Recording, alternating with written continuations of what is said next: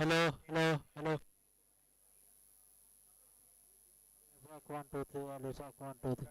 Hello, check one, two, three. Hello, check. Hello, check one, two, three. Hello, check one, two, three. Hello, check one, two, three. Hello, check one, two, three. Hello, check one, two, three. Hello, check one, two, three. Hello, check one, two, three. Hello, check one, two, three. Hello, check one, two, three.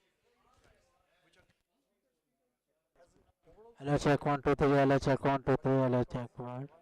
Hello, check one, two, three. Hello, check one, two, three. Hello, check one.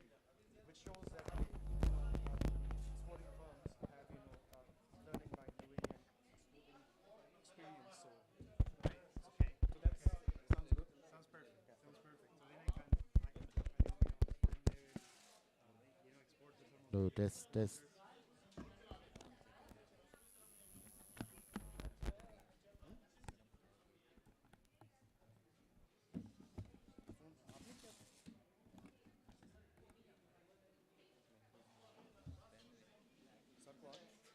Check करो आ रही है audio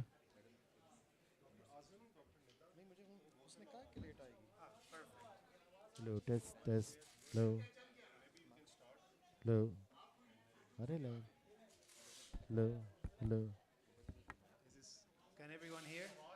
Yes, perfect.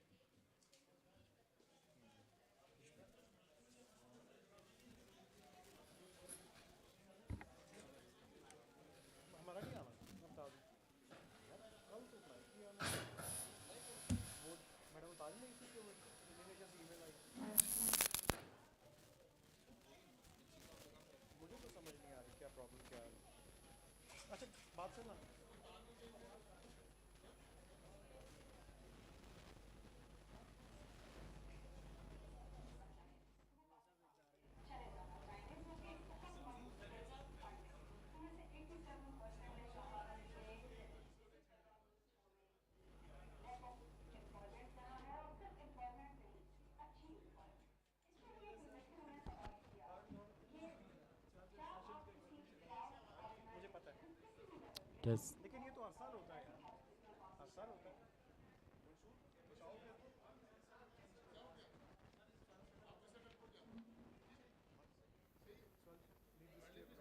हाँ जी ये भी सही hello test test test test ठीक है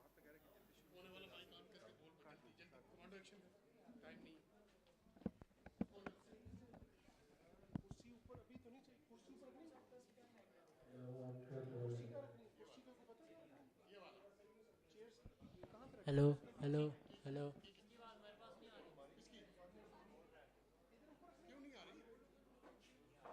बोले Hello, one, two, three. My check. Hello, hello, hello, hello. Hello, hello, hello. आ My रही check. है Hello, hello, hello. Can you please zoom में सर कोई भी चेक कर लेंगे अपनी साउंड आवाज़ आ रही है यहाँ पे कहीं स्पीकर्स में चेक करना चाह रहे हैं हम ये आपको आ रही है आवाज? वाइस वैसे नहीं वाइस मैडम आ वैसे रही है हम अपना असल में ऑडियो ज़रा चेक कर लें नहीं, आप हमें सुन सकते हैं?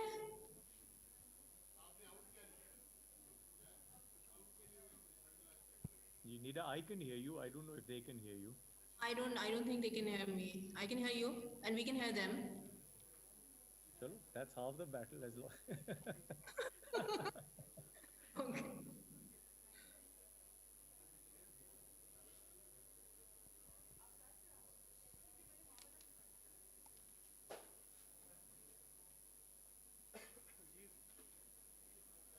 Recording in progress.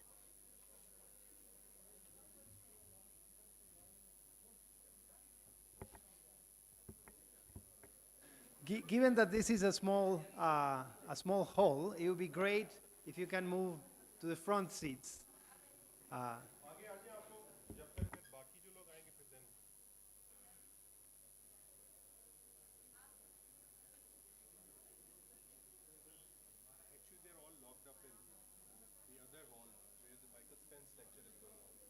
Okay, it's still going on. Yes.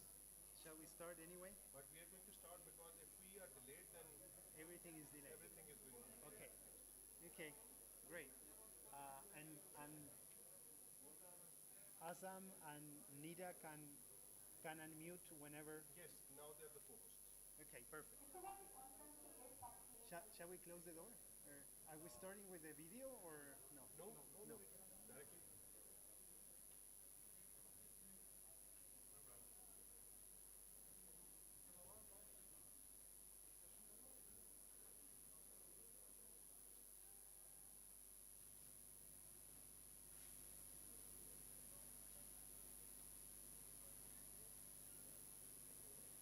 ये मंसूर भाई चेक करें.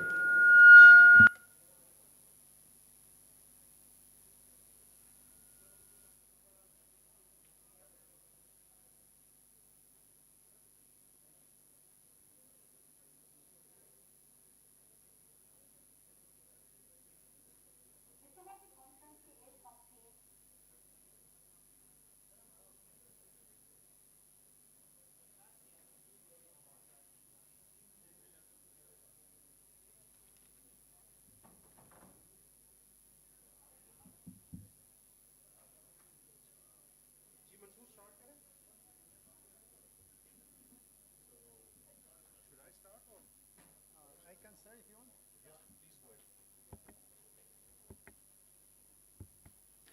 Thank you, everyone, and welcome to this session. So my name is Gonzalo Varela. I'm a senior economist at the World Bank based in Islamabad. And we are ready to start now. So in this session, we're going to be talking about one of the key themes of this conference, that is productivity growth in Pakistan.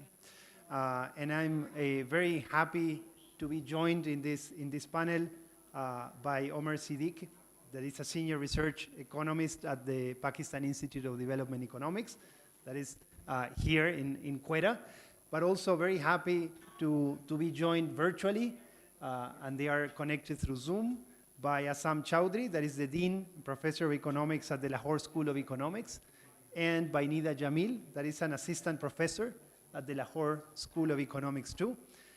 So this is going to be a hybrid session.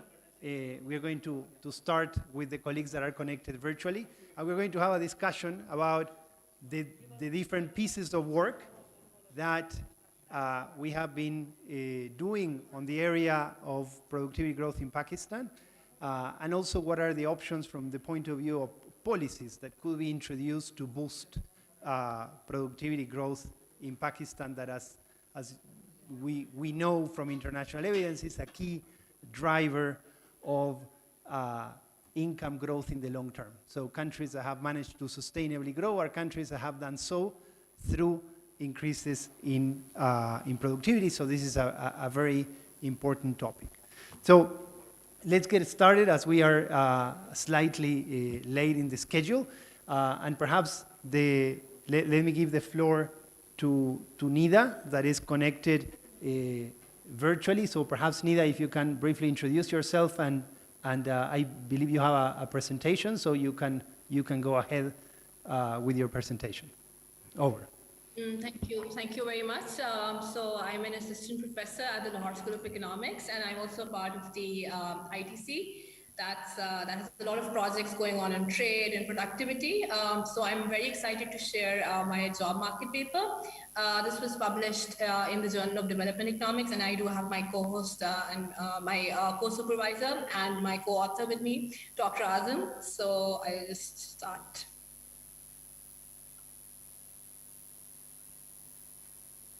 Okay, can you see my slides?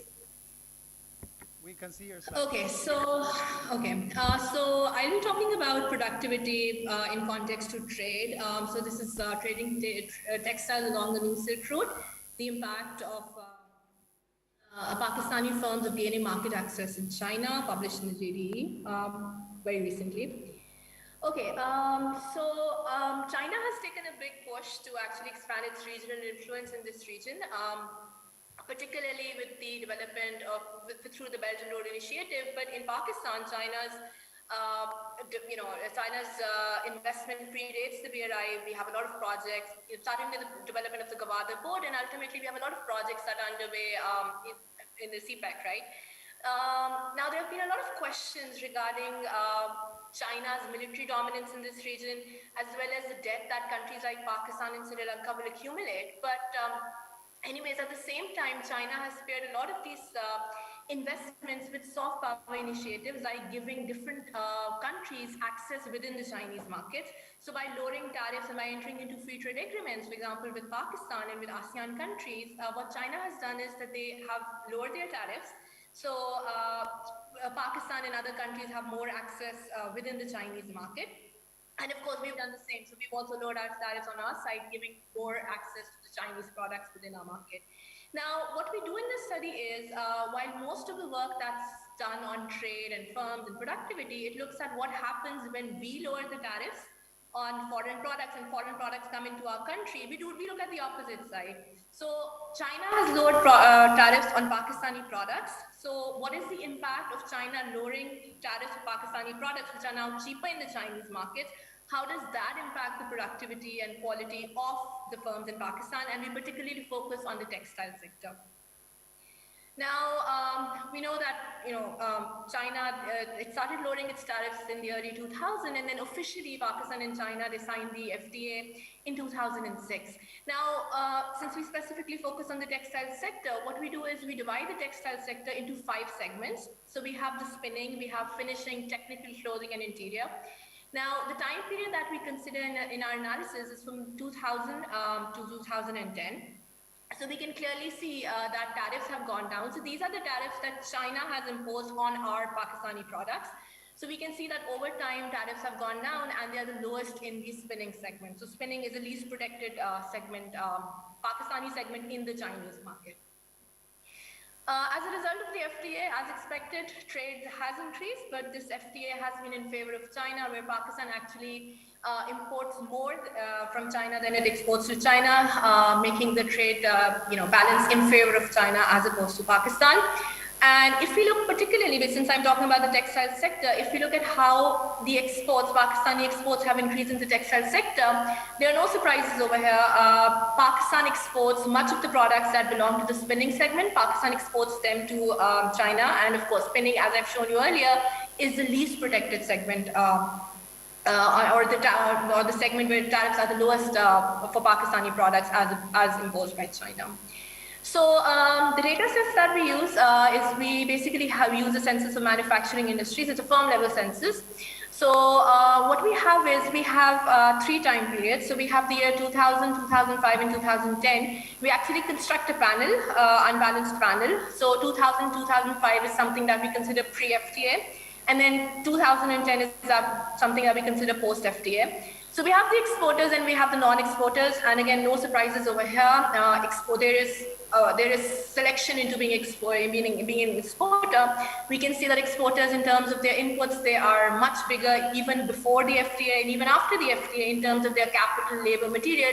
They are much bigger in terms of their input size as compared to non-exporters. These are just some other names of other data sets that we use in this paper. Now, coming on to the results, we've used different methodologies, very extremely complicated methodologies. For whichever methodology we use with different assumptions, we see that at least graphically, productivity has gone up. So this solid line is the productivity post-FTA, and this dotted line is the productivity pre-FTA. So we do see, irrespective of whichever methodology we use, productivity has gone up. Now, looking at this empirically, we look at the impact of the tariff change under the FTA on the entire segment. So panel A looks at productivity, and this is for all segments for the entire textile sector. We see that productivity and quality have gone up. Now, in the next columns that I have, so this is for all of the segments, the entire textile sector. For the next columns that I have the results for the spinning segment, finishing, and clothing. Within the textile sector, these are the top 3 segments that Pakistan actually exports. So again, the least protected segment, that is the spinning segment, contributes much towards productivity and quality improvement if we break down the analysis into different segments. In terms of the net impact of the FTA, again, whichever methodology we use, the net impact of Pakistan and China free trade agreement on the productivity of the textile firms has been around 3 to 8%. So we do see productivity gains, but unfortunately they are low as compared to what actually we find in literature for other countries which look at other FTAs. This impact is very low. And if we look at the impact on the spinning segment, productivity has improved, but again, just by 2 to 8%, depending upon which methodology we use, significantly lower as compared to what we find for other countries when they look at the other FTAs between developing and developed countries and so on. Similarly, productivity did go up, but the net impact is very small. So the net impact of the FTA on firm level productivity for textile firms, we see that it's only 1 to 2%. So that's the productivity gain. Next, what we see is we see if there is any link between productivity and quality. So what we're trying to see over here is that is it because, let's say, firms, as they become more productive, is it that they're becoming more productive at the expense of quality? Or is it that more productive firms are have better quality? So is it that productivity and quality are complements or are they substitutes? Now, if you look at the overall picture, so this is where we have firms at different levels, thresholds of productivity, and we actually plot them against the quality of the firm, we see that overall it's a positive picture. We can see that this green line is actually going up. This red line is also positive. It's greater than 0. That's the OLS coefficient.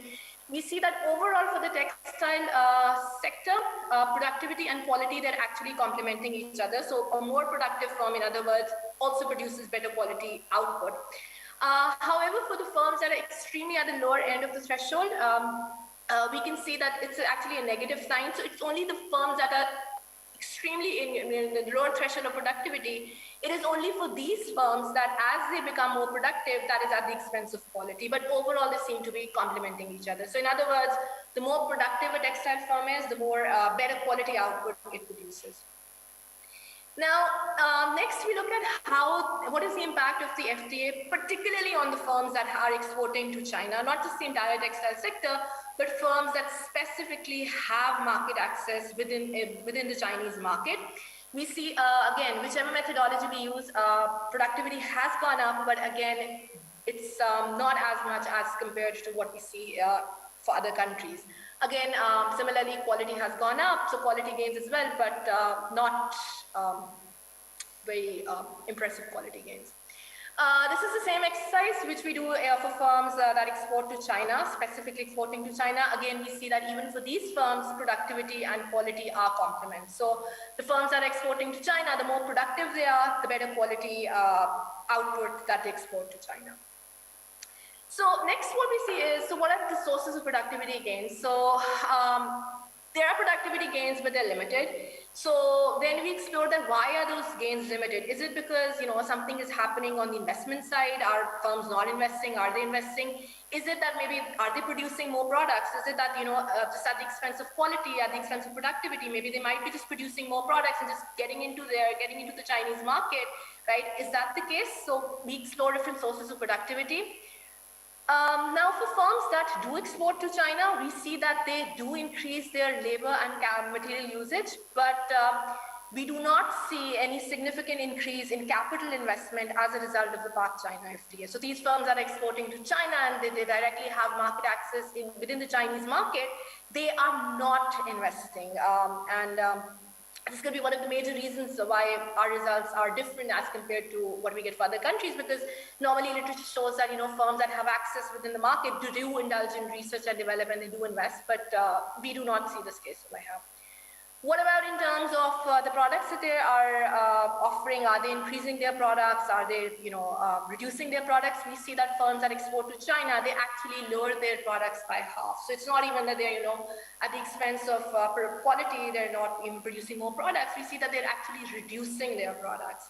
So this points out towards the idea that Pakistani products within the Chinese market, although tariffs have gone down, the Pakistani firms are actually reducing their number of products, and this points out to the fact that actually Pakistan faces a lot of competition within the Chinese markets. In the Chinese market, we do not just have Pakistani products, we have products from the ASEAN countries, from all over the world, so there's a lot of competition that Pakistani products are facing within the Chinese market.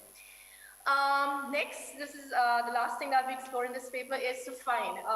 We've seen what happens for the textile sector as a whole, for firms that are specifically exporting to China, but does does FTA have anything for the non-exporters?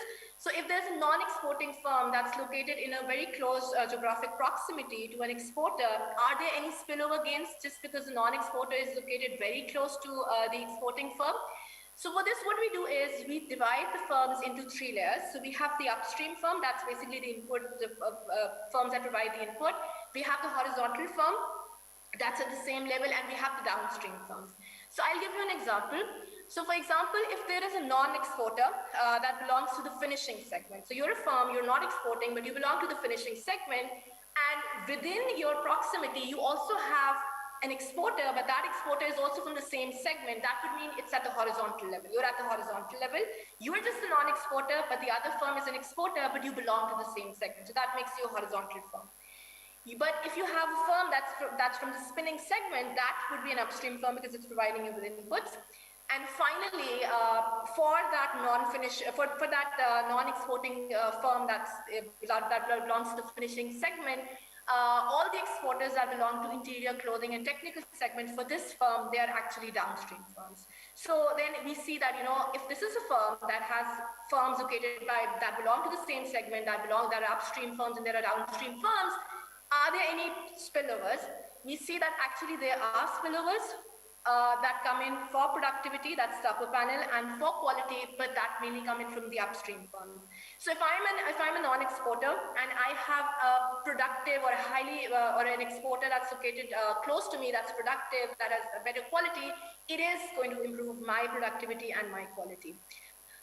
Interestingly, for the quality, we find for the horizontal level, we find negative and significant effects. So if I'm a finishing firm and I'm not exporting, but there's an exporter who also belongs to the same segment, finishing segment, and that exporter is located nearby, probably we're competing on local inputs. So from the same segment, it's going to have a negative impact on the productivity, on the quality of the non-exporter. So summing up, in the recent years, we've seen a lot of bilateral trade agreements. Even with the Pak-China FTA, trade flows have gone up. But what has not significantly improved is productivity and quality. Though we do see some gains, but they're small. We do find some evidence of spillovers. But again, there's a lot of competition that Pakistan faces within the Chinese markets. So for example, if for Pakistani product, if the tariff has gone down from 10% to 5%, for the same product, that China might impose a 0% tariff on the products that come in from the ASEAN countries. So an importer from China would obviously buy from the ASEAN countries because the product is still much cheaper, although tariff has gone down to Pakistani products. So again, this boils down to the idea that developing countries, when they enter into free trade agreements, they carefully need to think about how productivity and quality can improve. So that's it. Thank you.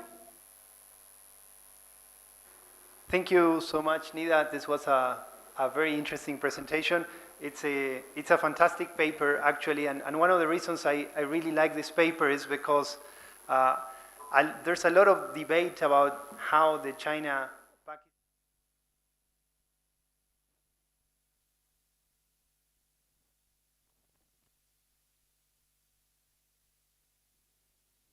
They cannot hear on Zoom? Can you hear now? I can hear you. You can? Great.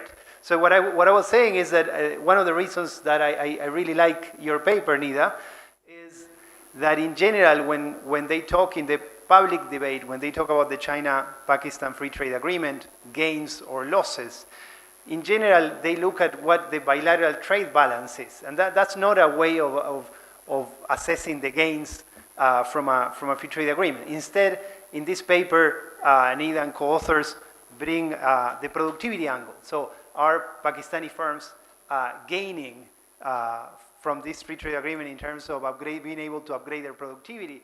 And it's the results are in a way not extremely promising in the sense that the productivity gains are small. They are there, but they are small.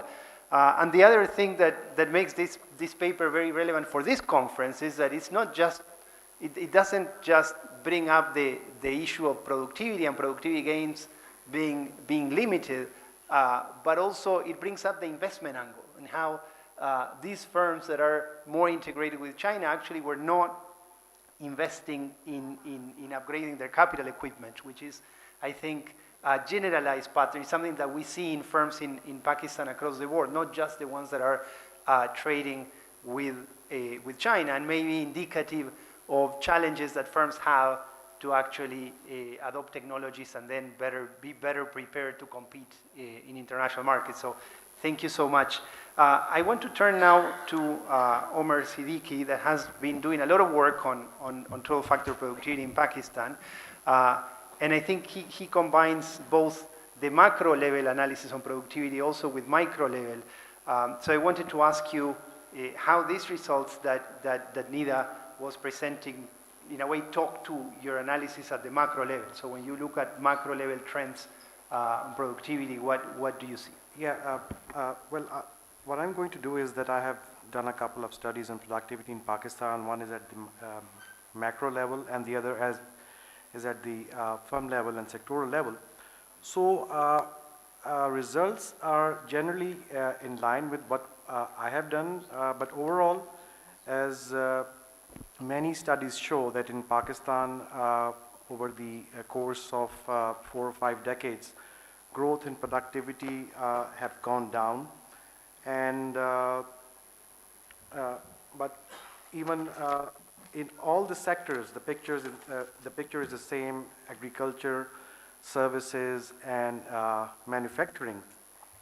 But there are some studies that show that that for any economy to grow, its productivity needs to be in excess of 3%. For example, there's a study by City GPS that shows that countries that grew at less than that had productivity growth of less than 1% had very low GDP growth. But at the same time, those countries that had TFP growth in excess of 3% had growth in excess of 8%. So Pakistan needs to grow at 6% or more. Why? Because it has to absorb ever-increasing labor. So TFP is important, but unfortunately the long-term trend is declining in Pakistan. But the macro picture also shows that whenever there have been episodes of market-friendly policies, the productivity growth increased, and as a result, GDP growth also increased. And as far as sectoral TFP growth is concerned, we were lucky to get our hands on data of non-listed firms from SECP. So what we did was we combined SECP listed companies and non-listed companies data, and we these came to around 1,300 companies, and we differentiated these sectors according to HS level codes, and we divided these into 61 sectors. And we took data from 2010 to 2020. We excluded 2009 because that was an outlier because of that global financial crisis. And we found that the overall TFP growth in Pakistan during that period in these 61 sectors was 1.5%, which is in comparison to region is not very bad, but it's not enough to make Pakistan grow at sustainably. So what we found was that in the higher productivity growth sectors were mostly in the services sectors, and and we defined high productivity growth sectors were those that had TFP growth in excess of 3%. And unfortunately, the low and medium productivity growth sectors were those that had were in the manufacturing sectors. So I'll talk about the probable causes why the services sector has been performing better in terms of TFP growth. So what we did. What we also did was that we also looked at these sectors in terms of whether these are exporting sectors or non-exporting sectors. And we found was that most of the exporting sectors are either medium or low productivity growth sectors or negative productivity growth sectors, apart from that ginning sector which had high productivity growth. Now, this might be in contrary to what other studies show, because the global evidence and studies by Gonzalo and World Bank also show that outward-oriented firms have higher productivity. But we, in our analysis, we did not differentiate the firms that were exporting firms within a sector, that were exporting firms or were non-exporting firms. So it is very much possible that, as presentation by Nida showed, that countries that managed to export to China had productivity gains. So we looked at sector as a whole, whether it was an exporting sector or not.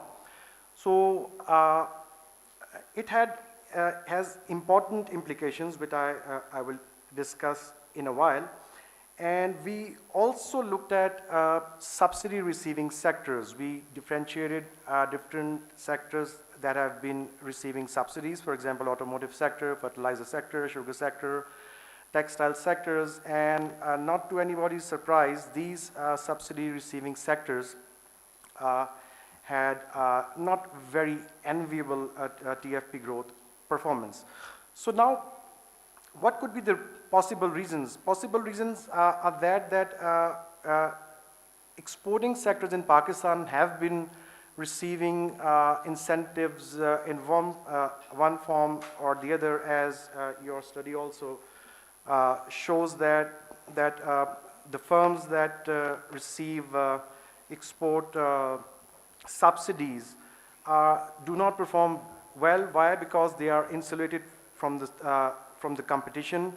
And similarly, the subsidized firms, and it must be mentioned that again, we did not have data for which firms receive subsidies, because in Pakistan, as most of us know, that it is even at the firm level that subsidies are given and not at the sectoral level. But unfortunately, to get data on which firms receive subsidies and others don't is almost impossible, because nobody is going to divulge the data to us. So the overall message from this sectoral analysis is that when the sectors that are insulated from competition in form of subsidies and export incentives are not performing up to the par in terms of TFP growth. Whereas the services sectors, which are relatively open to market competition, such as IT sector, which had a very reasonable productivity growth, are open to competition. And as far as my other studies on determinants of productivity are concerned, these are also in line with the global literature. Mostly, it shows that openness, credit to GDP ratio, and innovation contribute positively to TFP growth in Pakistan. And surprisingly, education and infrastructure were found to be negatively contributing to TFP growth in Pakistan. Well, the reasons could be that in Pakistan, as education quality is not good, and as in the inaugural session, we found out that educated youth in Pakistan and educated labor force in Pakistan is unemployed. So there is sort of a mismatch between the industry needs and the education, which perhaps is contributing negatively to TFP growth in Pakistan. And we have, at PIDE, we have done lots of research on infrastructure, and we have found that since we are very fond of all the governments, almost all the governments are very fond of investing on big ticket projects, which paint them in a very favorable picture with the public, but it does not add to the productivity of the economy as a whole. For example, you will find, especially if we talk in the context of Balochistan, you will find many areas that are disconnected from the main centers. And it is there where infrastructure is needed. But in Pakistan, we mainly focus on big cities, and we ignore the infrastructure that is really is going to pay us in the long run, and also helps improve market access and all these sorts of things.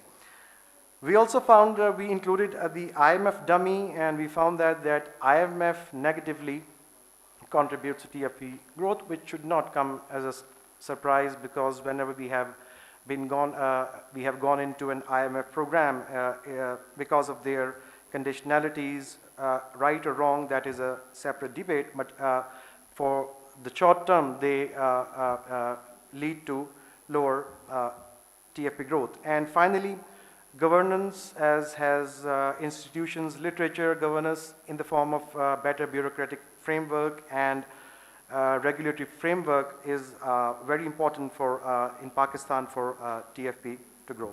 Thank you. Thank you, Omar. A lot of food for thought in what you just shared. I particularly like your work that has this long-term analysis on productivity at the macro level. I think that is extremely informative. And I'm going to take advantage of the fact that I'm chairing to be able to talk a little bit about the work that I have done on this matter, that I think that complements nicely with what Omer presented and also with what Nida presented. So basically, what I have done with my co-author, Stefania Lobo from University of Reading, is look at a very similar data set at the firm level that Omer has looked at. So looking at publicly listed firms in Pakistan. So these are large firms. They are predominantly large firms. There are firms that are special. They're special because they're listed in the stock market, which means that they have better capabilities. It means that they should have better access to finance. And we looked at what was happening with their productivity and why. And we found, the first thing that we found was that productivity was systematically declining. So the total factor productivity, so the ability of these firms to use resources, mix resources, and produce efficiently, that capacity was gradually falling. We were looking at the period 2012 to 2020, particularly large drop in 2020 because of COVID. So COVID made many of these firms operate at much less than full capacity. So they had all these resources installed, all this capacity installed, but they weren't producing as much, so that meant productivity declined. But even if you take out the COVID year, the last 10 years were 10 years in which the productivity of these firms was declining quite systematically. And then we looked at, okay, is this something that is concentrated in a specific location, or is it something that is concentrated in a specific type of firm?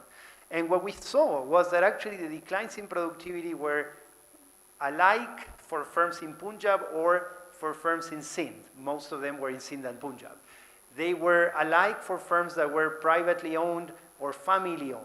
And they were alike for exporters or foreign firms. So to be sure, exporters were more productive, foreign firms were more productive, but the trend of their productivity was declining over the period. So quite an alarming picture. And so the next thing that we wanted to check was why was that happening? And the ultimate question that we were trying to look at is, how is it that firms learn or don't learn to do things better? Because that's what productivity is about, is doing things better. And a key platform for learning for firms in developing countries like Pakistan, you know, in advanced economies, if firms are in the frontier, a key platform for learning is investing in research and development. And they invest in research and development, and so they move the frontier. When firms are far away from the frontier of knowledge, what they do is they catch up, they imitate what others do, and that's the way they learn. And for that, trade and foreign investment tends to be a very good platform to learn. So what we looked was at how trading intermediates, so whether a firm had access to inputs from wherever in the world, was a platform for learning, was a platform for productivity upgrading, and whether also more FDI into Pakistan in upstream sectors, right? In sectors, in services, say in telecom, in logistics, in transport, in banking, in all of these sectors that are important for a firm that is operating and needs inputs from these sectors, whether these two things, the availability of imported inputs and FDI, were helping or not the productivity upgrading of firms in downstream sectors. And what we saw was, first of all, is that trading intermediates has been made more and more difficult by a number of trade barriers. So the import duties on intermediates increased during the period, which made it more difficult for firms to access the right type of input from wherever in the world they are produced. And similarly, on the FDI front, less and less FDI inflows were coming into Pakistan during the period, which is also restricting the efficiency with which many services inputs are being provided. And so when we looked statistically at the relationship between productivity of firms in downstream sectors and the tariffs or import duties paid for the inputs in upstream sectors, what we saw is quite a stable negative relation. The higher the trade barriers upstream, the lower the productivity of firms downstream. So the more difficult you make it for firms to find intermediate inputs from abroad, then the less productive they are, because the fewer technological choices they have. So you're restricting firms. Now, one of the things that Pakistan has, like many other countries in the world, is a system of duty drawbacks. So duty drawbacks, in principle, should allow a firm that is exporting to access intermediate inputs from wherever in the world, and if there are duties to be paid, get a refund later. So what we looked at was how these effects of import duties on intermediates affected productivity differently for exporters that should in principle access drawbacks, and for non-exporters that should not access drawbacks. And what we found was that exporters didn't see any negative effect of import duties on intermediates. So we said, okay, the drawback perhaps works fine. So it insulates the exporters. Someone in the audience is saying no. And I don't know if he read the paper, but he has the right intuition. So we said, okay, are these drawbacks working well? So what we did was we opened up the exporters into large exporters and small exporters. And what we saw is that actually large exporters were insulated, but small exporters weren't. So small exporters suffered from high import tariffs on intermediates because they couldn't use these duty drawbacks properly, right? So this worked quite imperfectly.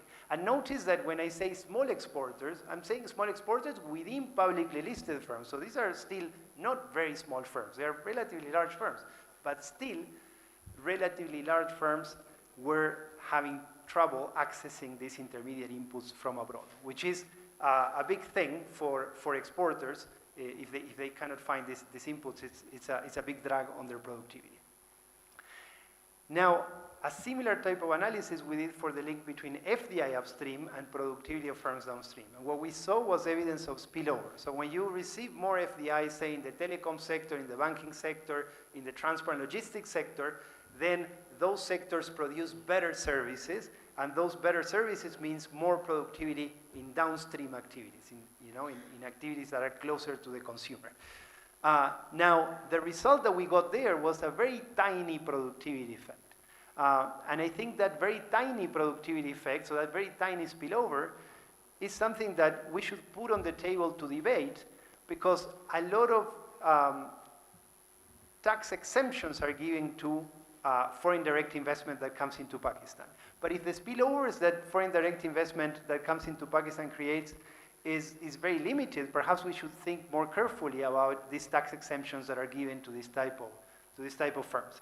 So all in all, what we found in this analysis is that restrictions to trade and restrictions to investment, particularly in upstream sectors, are hurting the level of productivity of firms in Pakistan. And so it follows from this that you need to reduce these trade barriers, reduce these trade distortions to help productivity grow in this sector. So this is a brief summary, but one key area that we didn't touch upon when we looked at productivity of firms is, so we looked at the enabling environment, which is this trade and investment infrastructure that enabling environment, but there's a key role of the quality of management in firms. One of the things that we saw is that family-owned firms in Pakistan did particularly badly in terms of their productivity. And so that calls the question, are firms in Pakistan well managed? And the fact that you have limited competition perhaps creates this situation in which there's no incentive to upgrade management. So what I wanted to bring, if Assam Chowdhury has done a lot of work on managerial capabilities of firms, so I wanted to bring him to the conversation and see what do we know about management practices in Pakistan and elsewhere, and what is the link between management practices and the productivity of firms. So Assam, if you're connected, it would be great if you can step in. Thank you, Gonzalo. Yes, I can do this, which is, I've got a few slides. I can put them up and I can then focus on some of the ones which are relevant to what you were discussing in terms of management practices. Let me just do that and share my screen. 1 second. That would be great.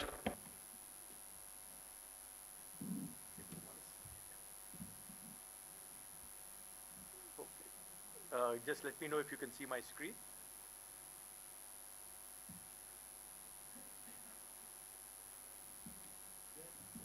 See your screen. Okay, thanks so much, Gonzalo. Thanks, Gonzalo. This is an exciting session. I think I'm glad to hear the work going on at PIDE, and of course my colleague Nida, who's at the Lahore School working on this. My presentation is looking at some of these same issues which you were discussing, also in terms of management practices, in terms of what call it inputs, and reducing on the restrictions on inputs, high quality inputs for exporters. But let me just also put up some slides in terms of reiterating what my colleague at PIDE was talking about. That that I think it's quite obvious that I think Gonzalo is talking about it, and we're all talking about it, which is the most important issue for long-term growth, obviously, for Pakistan is to increase our exports. And the only way we can really get out of this perpetual cycle of this balance of payments crisis is to actually produce better exports. I guess we have to increase our exports, but it's not just a matter of producing, it's a matter of producing exports that are competitive and then in demand by the rest of the world. So I'm going to be discussing some of these issues. I'll just go on in terms of distribution and productivity issues, etc.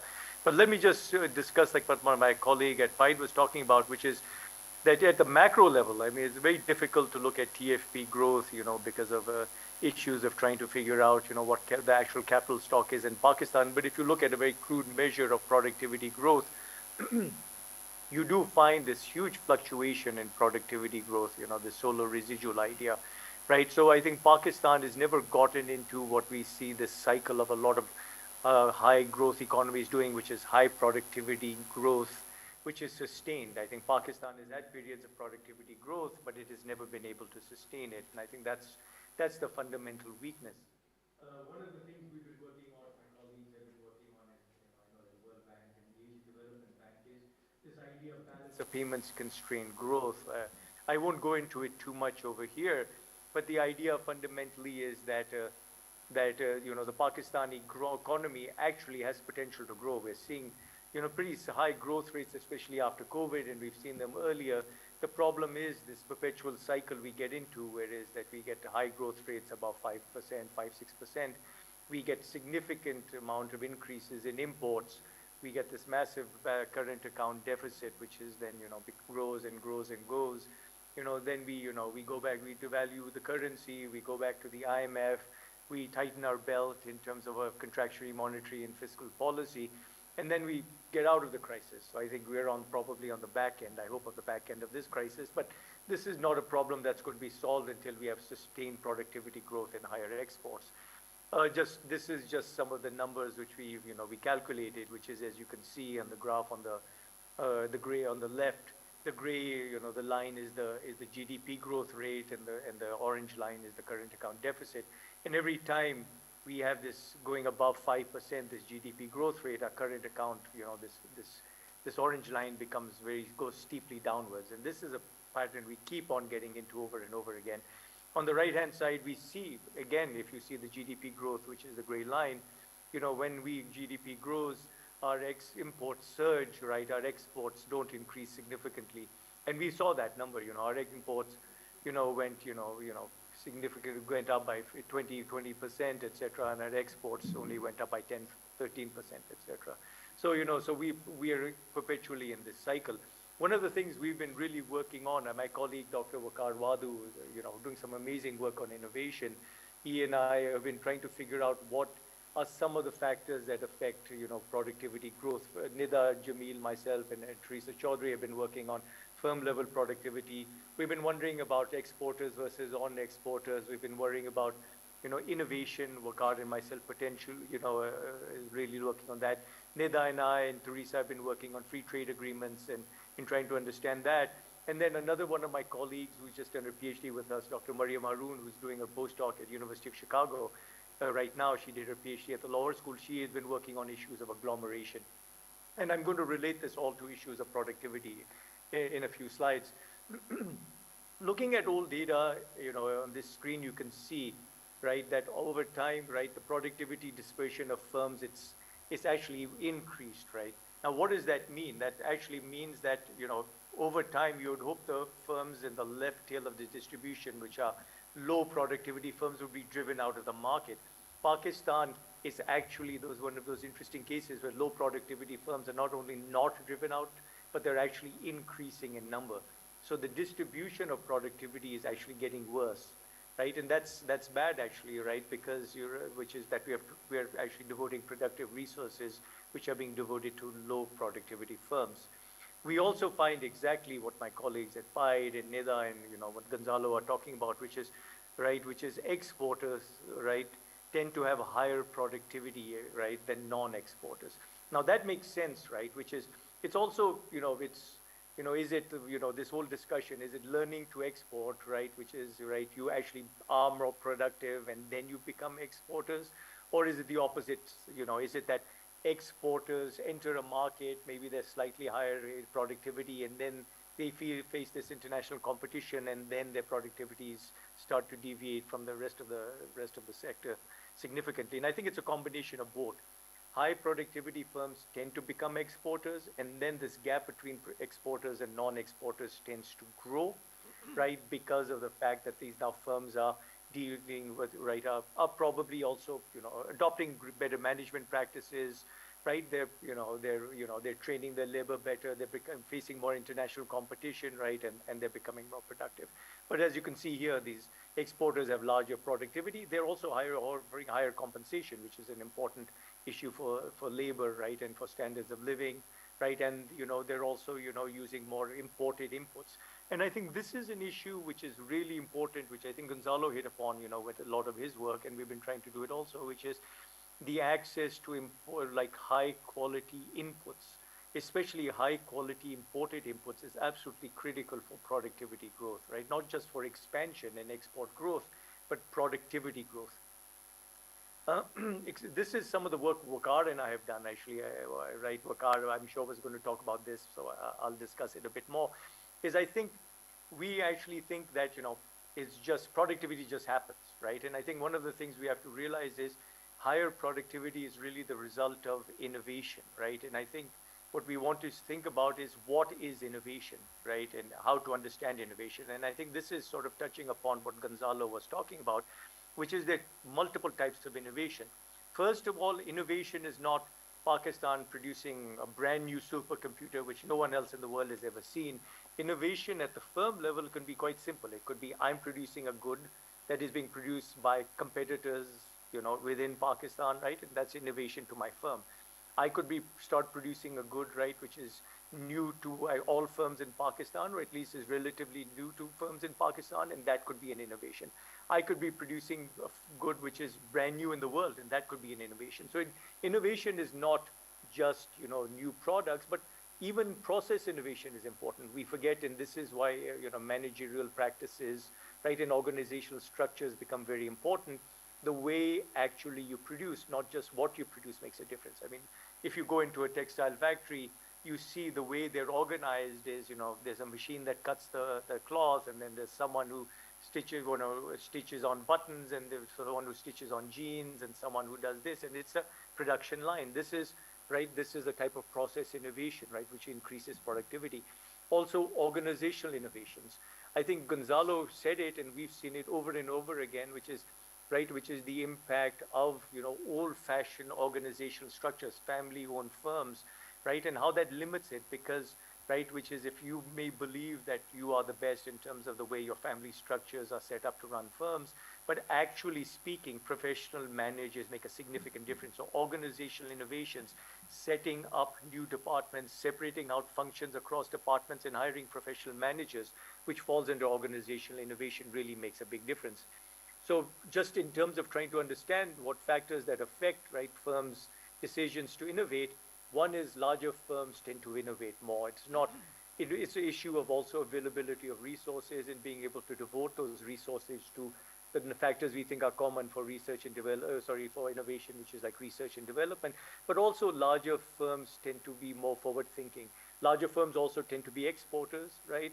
So we find that exporters tend to innovate, and especially exporters to certain developed economies like Europe and the US, right, where they're facing more competition, and also they are actually facing perhaps more discerning consumers who want more, either, innovative products or better quality products. Then also relationships, right, vertical and relationships affect innovation, right? Knowledge coming from clients and suppliers really does affect you, which is, if you are open to ideas from foreign clients or your domestic or foreign suppliers, you have a greater tendency to innovate, which really means it's very important to be integrated, right, with especially with foreign buyers and foreign suppliers, right? Right, in terms of product innovation, we find product innovation increases productivity, where product innovation increases productivity growth, and in just terms of pure numbers, and this is looking at the textile sector, Fokar and I surveyed the textile sector, right, a 10% increase in labor productivity, right, led to a greater than 10% increase in productivity growth. I'm sorry, 10% increase in innovative sales led to a 10% increase in productivity and productivity growth. Looking at process innovation, again, I'm not going to spend too much time on it, but you can see over here, right, intense competition, especially foreign competition, increases, right, the probability of developing new processes and innovating there. Right, process innovation leads to higher productivity and higher sales. Right, if you're getting information flows, especially from foreign customers, you tend to be more innovative when it comes to processes, right? And local suppliers, right, and competitors does increase the chances of process innovation. This is some work, right, which some of you may be familiar with, which I've done with some colleagues at MIT and at Columbia University, where we actually looked at, right, barriers to technological adoption, right, in the Sialkot football sector. What we did was, this is a few years old now, we developed a new design for cutting pentagons. If you're familiar with footballs, the traditional buckyball design, it's hexagons and pentagons. And what we did was and they're cut out with these metal dies, basically like a cookie cutter. We developed this new pattern for pentagon dies, which would actually immediately lower the production costs. Right, and we said it was quite interesting. We gave it to the firms for free, right? We did an experiment, gave it to a subset of firms, and we thought all of those firms would adopt it and everyone else would find out about it. But we found that firms were not adopting it. Now, this is quite interesting. What implications does this have? Is in Pakistan, we think about technology as a new machine. You give someone a new machine, or the government subsidizes a new machine, or the firm buys a new machine, and you automatically get innovation. You write this new technology leads to innovation and higher productivity. But in this case, we gave them the technology and we did not get adoption. So then we found that actually the workers who were using these dies were actually resisting the technology. It was because they said, we're going to get paid by the amount of pieces of pentagons we cut, right? So they felt no incentive to actually, right, adopt this new technology. And then we did a second intervention, right, within that, where we actually paid these people to practice this technology, and they adopted it. Now, this is important both from the perspective of firms, which is technology adoption is a much more complicated process than just actually getting a machine, right? And we found that, right? We find these huge inflows of capital, right? And everyone thinks in Pakistan these inflows of capital are brand new machines, which will be incredibly technologically advanced, which will increase our productivity, increase our exports, and increase the quality of our exports, and also potentially get into high value-added exports. It's not that. It is technology adoption is so difficult and dependent upon organizational structures and workers' incentives that to say that technology, giving firms technology will lead to technology adoption and higher productivity and export growth is probably wrong, right? And I think we need to think about worker training and incentives, right? This is stuff, of course, Nida has discussed. So I'm not going to be discussing this, right, too much, right, which is market access. I'm going to talk about some of the stuff from Nida. Actually, this is also Nida's work with another PhD candidate of ours, Rabia Arif, where they were actually looking at, right, making free trade agreements and trade agreements more beneficial. And one of the big things which it's important to point out is they found that, right, looking at the country experiences of other countries, especially higher countries that have experienced high export growth, they've significantly reduced tariffs on high quality intermediate inputs, right? And I think this is something Gonzalo and I discussed last time, which is when we met, which is what Pakistani policymakers don't realize is that, look, you can put up tariffs on goods, right? And that may raise your revenues, but those same tariffs are restricting the access of exporters to high quality intermediate inputs. And that is significantly affecting two things. One is obviously volume of exports, and secondly, the quality of potential goods we could be exporting in terms of the value added, right? So Nida and Rabia looked at that. Some other work, right, with my colleague Mariam Haroon, who's the one who's at the University of Chicago working with Michael Kramer these days, we looked at agglomeration, right, which is concentration of firms in certain areas, which is a very, very popular topic in Pakistan because all you hear about in the newspapers is special economic zones and industrial zones, right? And we wanted to look at the benefits of agglomeration on productivity, right?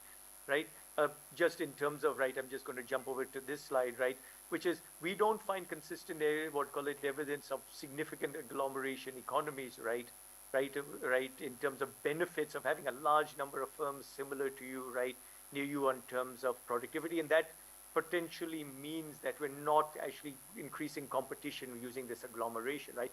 We may be increasing competition for resources, right? If there are a large number of textile manufacturers, then there may be a large amount of competition for the inputs those textile manufacturers are using, right? Maybe it increases the quality of those inputs, right? But it is not increasing, right, the productivity of firms. The last thing I'm going to do, right, in terms of, right, is just some work which I've done with another one of my colleagues who's doing Omer Ayaz, who's doing his PhD at the University of Georgia, right, Georgia State University, sorry, is to discuss, right, which is how to use agglomeration economies to decide upon, potential benefits of potential benefits in terms of higher productivity growth of our firms, right? And it's interesting because it's important to link this to the idea of CPEC, right? Which is the temptation is to go into areas, where there is not a lot of labor available because you want to train that labor, and there's not a lot of input suppliers, etc., because you feel these are underdeveloped. But what we find is there's significant benefits to going into areas where there's already trained labor and availability of high quality inputs, right, in terms of higher productivity growth, right? So I'm just going to wrap up over here, which is, I think the only real long-term solution really to growth, I think this is an important session, is higher productivity. Higher productivity is not as simple as, signing free trade agreements, right? Nida discussed that, right? It is not just a matter of, putting large number of firms together, right? And that doesn't lead to higher productivity. It's not a matter of just actually, giving firms technology or trying to subsidize their research and development. One of the things, actually picking up on what Gonzalo said, one of the things we found is firms that were actually benefiting from government subsidies tended to be less innovative, right? And which is an interesting result, feeding very much into what Gonzalo and my colleagues were saying, right? And then this idea of, we needing a new nuanced strategy, right, to try to increase productivity and understanding, which is accessing foreign markets and moving up into higher quality, higher value-added exports, will require tariff policy changes that allow us access to both technology and higher quality intermediate inputs. But I'll stop there, Gonzalo, and thank you and your colleagues for the opportunity to present. Thank you, Azam. This was fantastic.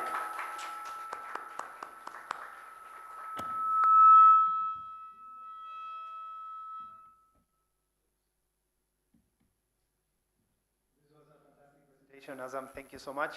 I think we have a lot of food for thought in the three pieces of analysis that were presented, and then Azam's review of all the work that he has done and his colleagues have done on productivity. I think a lot of information, a lot of knowledge has been shared, a lot of ideas, which is one of the crucial outcomes of a good conference, right? Getting ideas on the table to be able to discuss.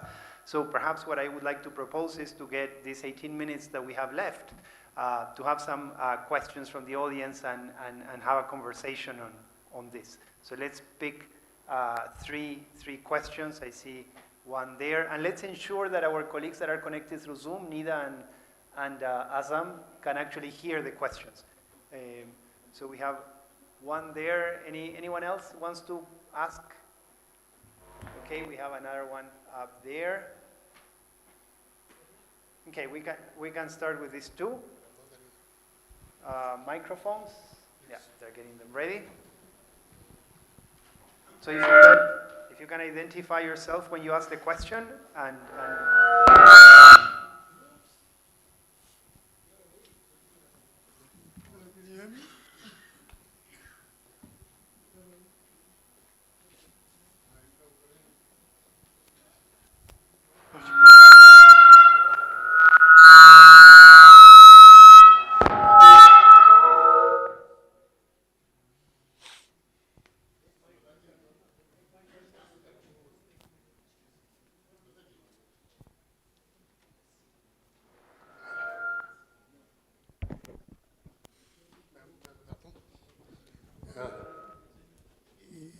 ये वाला हाँ वो बढ़ाए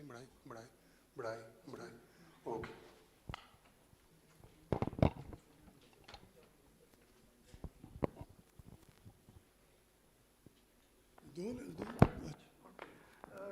My name is Shahid Kardar. Very quickly, in fact, comments rather than questions. The first one is, intuitively, you would expect anyone given subsidies, given protection, if I can arrange an SRO, why should I be even worried about productivity? So in a sense, it's policies rather than, being exposed to exporters or to exports or not. We all know this. Intuitively, you would expect people to be exposed to competition to actually focus on other things. So if I can arrange an SRO or arrange a subsidy, I couldn't care less. I don't need a professional. I don't need any kind of corporate structure. The second thing is this reference to family-owned companies. By the way, you would find the same low level of productivity on family-owned companies, even if you were to go to the UK and Europe. So it's nothing particular in the case of Pakistan when it comes to family-owned companies that you would find low levels of productivity. So the third area in this that I want to highlight is that even when you look at the exporting sector like Sialkot, which is essentially an exporting sector, it is quite mind-boggling that you don't find a corporate sector in a city like Sialkot. Now you would expect that. Here is a city which is totally export-oriented, all kinds of spillover effects that you would expect to see in Sialkot. Not one of them has become a corporate entity. It's an interesting exercise the next time you do it.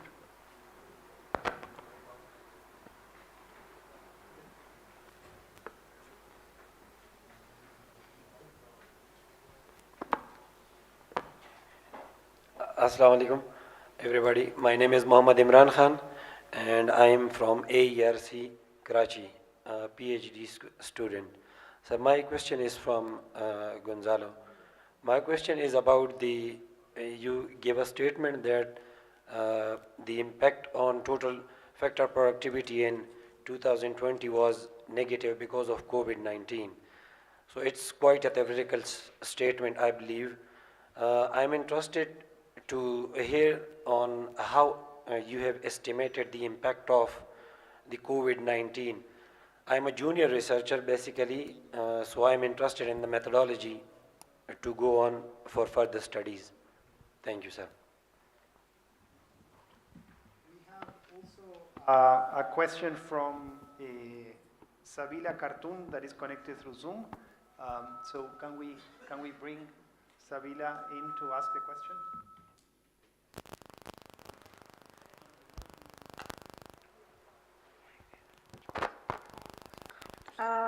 Hello, everyone. Can you hear? Can you hear my voice? We can hear you. Thank you. Thank you. Such a wonderful session. I'm a PIDE student as well and a faculty member here at Krakram University in Gilgit. My question is, it's very much interesting topic, the productivity growth at firm level. How our financial system is cohesive enough to support the export-led growth, especially when you're dealing, especially the exporting firms are facing a lot of issues in terms of payments. I have some colleagues who were telling me how they were facing problems in terms of getting that when they have to at least declare their exports in dollars, and later on they cannot use those dollars in terms of dollars in their account. Only the IT companies recently have been allowed to kept their export earnings in the dollar value in Pakistan. And that somehow, I feel it, for the firm level productivity, if they need imported machinery from the rest of the world, they cannot get it, because if you have to forcefully convert those dollars earning, that becomes difficult due to the exchange rate fluctuations in Pakistan. How do you foresee in that way? Am I clear enough to explain? Very clear. Thank you. Very clear. Very clear. Okay.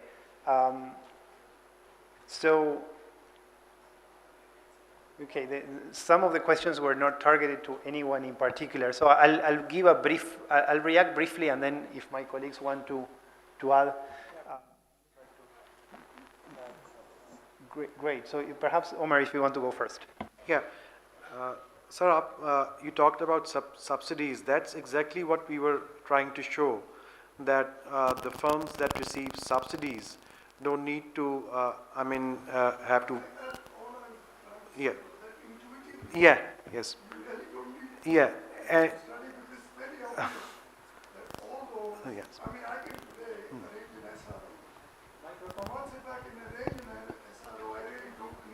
Exactly.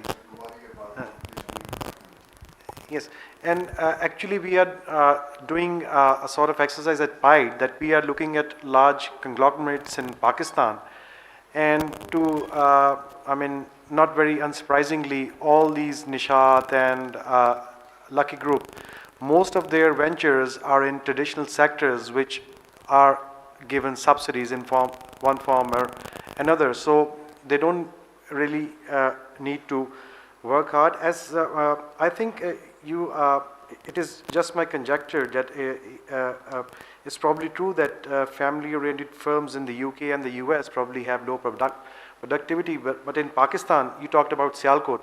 In Sialkot, 100% ownership is family-oriented, and me, Dr. Nadeem and Dr. Nayab went to Sialkot, and we exactly saw what you said, that there is no corporate culture there, and I am also from Sialkot, so I am also disappointed to see that in our analysis we found that the sporting industry has very nominal TFP growth. So it is very surprising that most of the sector, in fact 100% of the sport producing sector in Sialkot is exporting sector, but at the same time they are not very good in terms of productivity. Again, what could be the reason of that? Duty drawback schemes, because all of them rely on that, and then they also get sort of drawback on R&D expenditures. So yeah, these are my observations on your comments. Thank you. Just to spark a little bit of debate, what you consider to be intuitive perhaps is not all that intuitive. So countries have historically... Right. But countries have historically introduced schemes of protection to boost, for example, infant industry arguments, right? That is true. But what I'm saying is that in principle, there are some cases in which some sort of support may be warranted. I think what the results of the analysis that we've been working on, my colleagues and I, show that as you're suggesting, protection has been there for too long without perhaps conditions on performance, or as other countries have done. So I just wanted to add a nuance on the issue on, it may not be all of that intuitive. And on family-owned firms also, just to complement what Omar said, I think the crucial element is that the share of family-owned firms in Pakistan is much larger than you see in other places, but also the number of very large firms that are family-owned is also particularly large in Pakistan. So in Europe, you have a lot of family-owned firms, but in general, there are smaller firms, and as they grow, management gets professionalized. This is something that you don't necessarily see. So that's one element. On the question on how did we measure the COVID-19 impact? So basically, what we are doing is we're estimating total factor productivity. So we're looking at how, with the combination of inputs that firms have, how much output do they get, right? So we do an econometric estimation of that. And one of the things that we see is a dramatic drop in 2020. And we attribute that dramatic drop in productivity in 2020 to the COVID shock, which in principle makes sense. Why? Because what you're seeing is the COVID-19 shock introduced a constraint for firms to operate because there were lockdowns, also reductions in demand, but their capacity wasn't reduced proportionately. So the firms still had the level of machinery and equipment installed. Firms still, they didn't fire all workers, but they were producing much less output. So it makes sense that their productivity falls, because with roughly speaking, the same number of inputs, they were producing a much reduced amount of output. So that's how we identified. And on Sabila's point, I think on financial systems, I think, yeah, the issue of capital controls is a big problem for exports, and therefore it's also a big problem for productivity. So I think that's spot on. I want to bring in Azam and Nida, if you have anything to add on the questions from the audience, and perhaps we can have a second round. Over to you, Azam and Nida. Nida, you want to go first, or would you like me to? You can go ahead. Okay.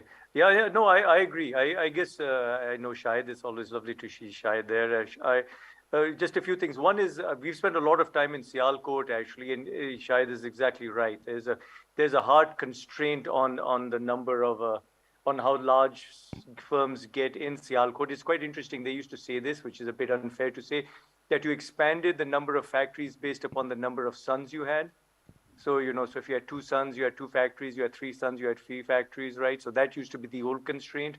Now I think maybe they're a bit more sort of relaxed in terms of that constraint, but there are multiple reasons for that. One is actually, is that they're constrained in terms of their borrowing constraints. A lot of these SMEs don't have access to a large amount of funds. I think they fund a lot of their expansion through internal sources. I don't know if it's also religious reasons or this or that, right? We'll find out soon enough if they abolish all interest in Pakistan, right? The second thing is, right, this idea of subsidies, right? I think a lot of exporters have relied very heavily on subsidies, right? And these subsidies are, let's be quite honest, are not just R&D subsidies and export rebates. They've been subsidized electricity and gas and a lot of other subsidies. And now the important thing is going to be seen is we're forgetting about these these obvious subsidies when we are going to now actually have much more expensive electricity and gas? Will these firms be competitive or not? Especially if they're not producing, competitive goods and they're not especially productive and they can't increase their productivity, what will happen to exports? We're seeing it right now. That combined with the fact that there's going to be a slowdown in these foreign economies and the demand's going to fall is going to be a very dramatic impact on exports. So I agree. I think there's these huge limitations, and I think subsidies are coming to an end. So I think this, I guess, this vision we've had of all of these guys being heavily subsidized and being uncompetitive, right? We're going to now see them face a lot of competition, and a lot of these subsidies are going to vanish. So let's see if they become more competitive or not. But I'll hand it over to you, Nida, see what you have to say. Thank you. So I totally agree with what you guys are saying. Of course, so this reminds me that one of the papers that Dr. Azam mentioned about my and Rabia's study, we actually had multiple papers at that time. So one of the papers was where we actually looked at the data for Pakistani firms in the World Bank enterprise. And they did mention that one of the reasons why the Pakistani products were not able to compete with the foreign products were because they were not able to sort of offer them a lower price as compared to what other countries were offering. So of course, if subsidies, I mean, at least what's visible is that subsidies do not seem to be solving that problem, at least by reducing their costs and all. So I do agree, and I do join this with the other point, which was mentioned, that of course, what the results that we also get is that there's no capital investment, no research and development that we can see. So probably, of course, because of the financial issues that's there, and as I concluded, that probably this is one of the reasons, if not the entire reason, but one of the reasons why there are limited gains.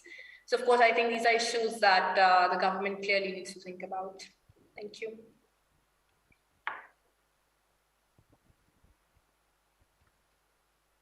Thank you.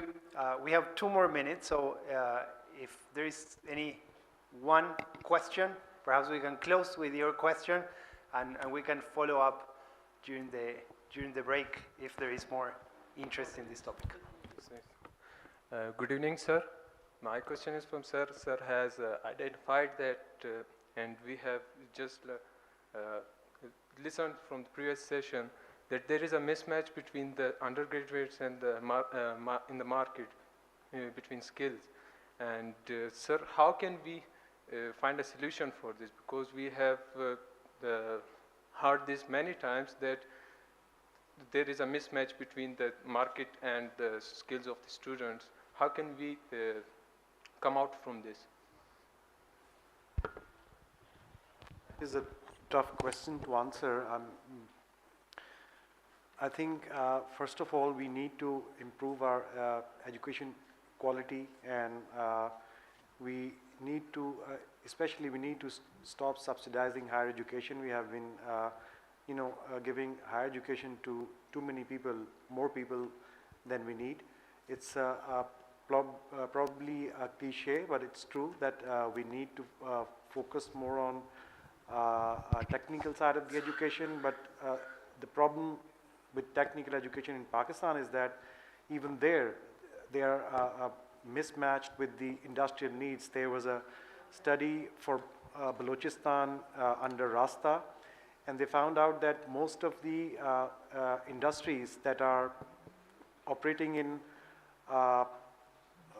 Balochistan, or would be operating in Balochistan after those special economic zones, none of the technical vocational institutes are imparting those skills that are needed by those industries. So yeah, we need to focus more on technical education, but that needs to be started from at an early stage, and we need to improve our quality of our education, and we need to stop, focusing more on higher education just for the sake of it, because we see everywhere that students who don't get jobs get admissions in MPhil and PhDs just to, to be of some use.